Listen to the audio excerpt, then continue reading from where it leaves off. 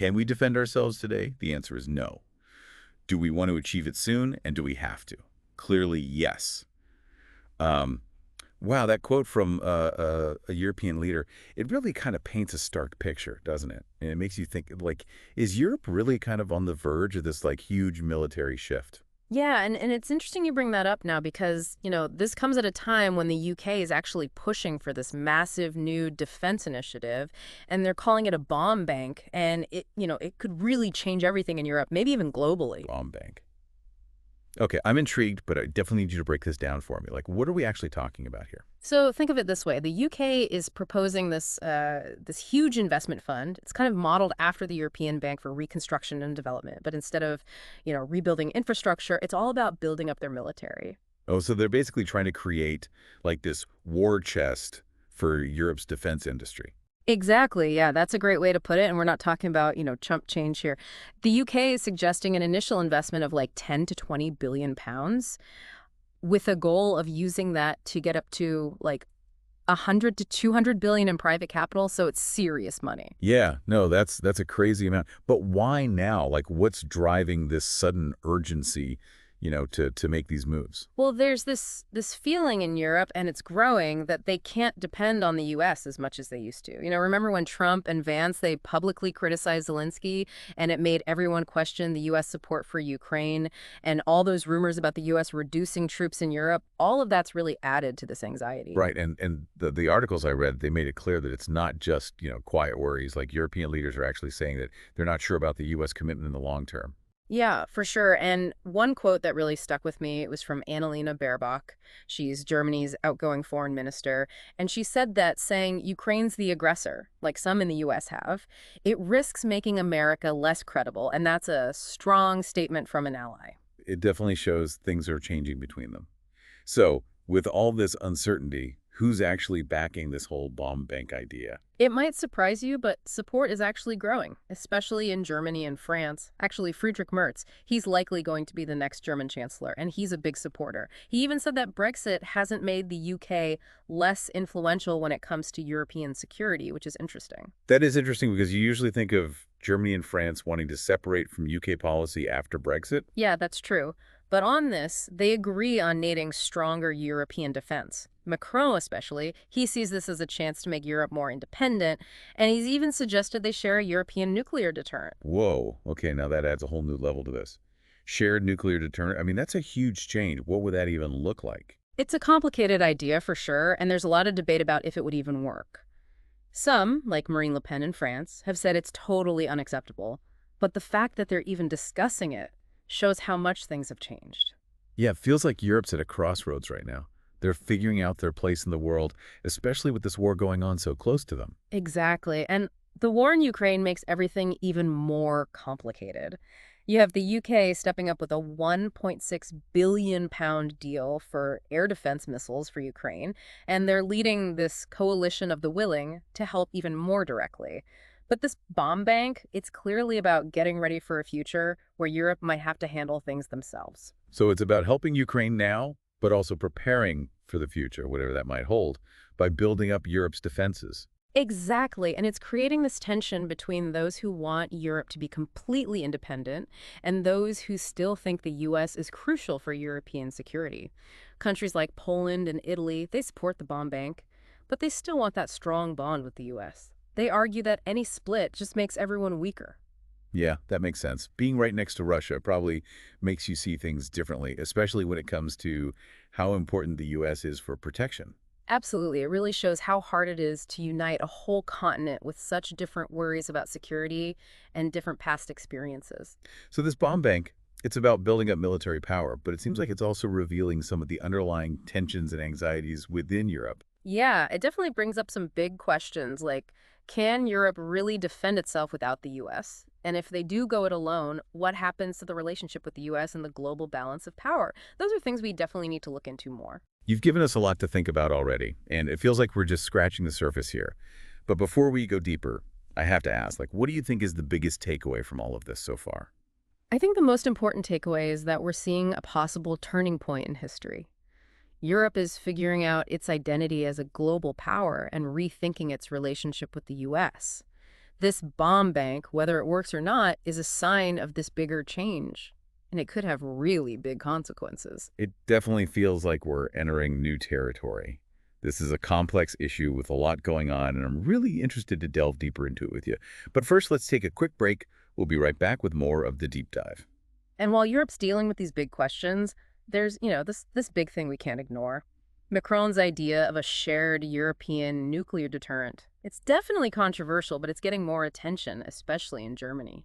Yeah, you said Merz, who's probably going to be the next chancellor there, is even bringing it up in his coalition talks. That's a Right. pretty big deal, isn't it? It really is, and it's not just him. Like, Manfred Weber, he's a leader in the European Parliament, even said it could be a step toward a unified European army. Like, think about that. What's interesting here is the idea that relying on the U.S. for nuclear protection isn't really an option anymore. It really shows how much trust has been lost, Yeah. right? If even close allies like Germany are questioning the U.S. commitment, it says a lot about how things are going between them. For sure. And you can see how things like the U.S. maybe pulling troops out of Europe would make that anxiety worse. We're talking maybe 20,000 troops leaving, which would be a significant change.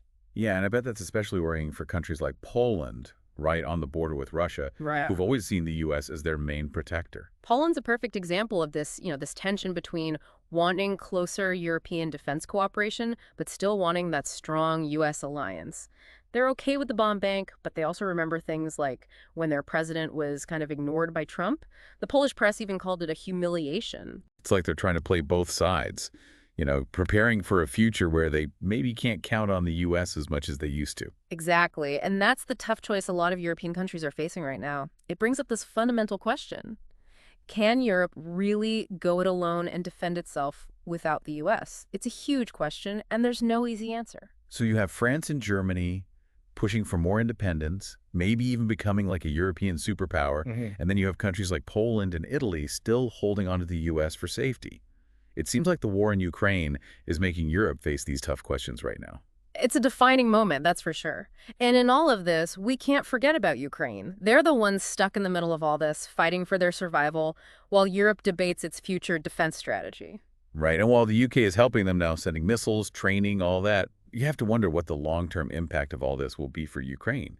Like, if this bomb bank actually works and Europe becomes this military powerhouse, will that change things for them? It's tough to say for sure, but it definitely highlights how this shift in European defense thinking could affect the whole world. We're not just talking about a regional power struggle here. This could totally reshape the global balance of power. It's almost like we're seeing a new world order forming right in front of us. It's definitely a time of big changes and a lot of uncertainty. And the thing is, even if Europe does manage to come together and create this stronger, more independent defense force, there are still tons of questions. What will this new force actually look like? Will it work with the U.S., compete with them, or something in between? And how will they deal with all the different opinions and competing interests within Europe itself? It's one thing to talk about a unified defense plan, but actually making it happen, that seems incredibly hard. It's a huge challenge, no doubt. And the stakes are really high. If they mess up, the results could be disastrous. But if they get it right, it could bring a new era of peace and stability to Europe and maybe even the world. It's a lot to process, isn't it? We've got this potential power shift, the emergence of this new military force, and all these questions about alliances and loyalty. It's like a real-life political thriller playing out right in front of us. Well, we're just seeing the beginning. It's going to be fascinating and maybe a little scary to see how it all unfolds. Well, one thing's for sure, we'll be here at the deep dive, breaking it all down for you every step of the way. But before we get too ahead of ourselves, I think we should take a moment and remember why this is so important, not just for Europe, but for the whole world. You're absolutely right. The decisions being made in Europe's capitals right now, they could affect all of us, no matter where we live.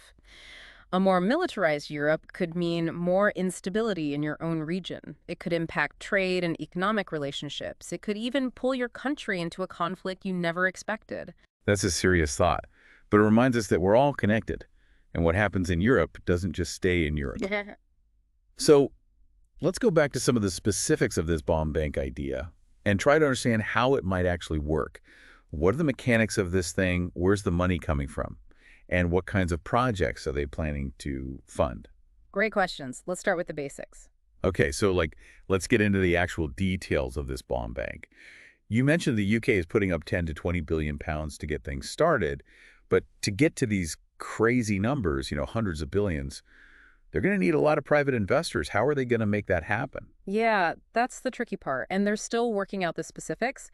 But the main idea is to make it appealing for investors, maybe offer government guarantees and maybe even tax breaks to get people to participate. So it's kind of like a team effort, where the governments put up the initial cash and make it less risky for private companies to jump in. Exactly, yeah. And the hope is that this will get a ton of money flowing, not just from the usual defense companies, but also from venture capitalists and tech companies that want a piece of this new market for high-tech military stuff. That's really interesting. It sounds like they're trying to build this whole new system for defense innovation in Europe. But what kind of projects would this bomb bank actually support? Are we talking tanks and fighter jets, or is it more than that? It'll probably be a mix of both. Obviously, they need to update their regular forces, so you'll see investments in things like armored vehicles, artillery, maybe even new fighter planes. But there's also this growing focus on cyber warfare, artificial intelligence, and autonomous weapons systems. This bomb bank could help Europe become a leader in these new areas. So it's not just about catching up to other military powers, but also about, shaping the future of war. Exactly. And that brings up all sorts of ethical and strategic questions we need to think about. For example, if Europe invests a lot in autonomous weapons, how will that affect the balance of power? Could it start an arms race for AI-powered weapons? Those are big questions. And it makes me wonder, if this bomb bank actually works and Europe becomes this military superpower, what happens to the relationship with the U.S.? Will it push the U.S. and Europe further apart? Or could it actually make their partnership stronger, even if it's more balanced? That's the big question mark, and it really depends on how they handle it. There's a chance that a more assertive Europe could be seen as a threat by the U.S., which could lead to more tension and distrust. Especially with all the suspicion and uncertainty we've been talking about. Yeah, exactly. But there's also a chance for them to build a new kind of partnership, one based on mutual respect and shared goals. If the U.S. can accept that Europe wants more independence, and if Europe can assure the U.S. that this isn't about ditching their alliance, then maybe it could be a good thing. It sounds like it all comes down to communication and diplomacy. Hmm. Both sides need to be really clear about their goals and what they're trying to do so they don't have any misunderstandings. Definitely. And that's why it's so important to have these conversations, to look at the different viewpoints and what could happen. Because the choices made in the next few months and years will have a huge impact, not just on Europe, but on the whole world. Well, you've given us a lot to think about today. We've looked at the bomb bank proposal, the reasons behind it, and what it could mean for Europe, the U.S., and the global balance of power.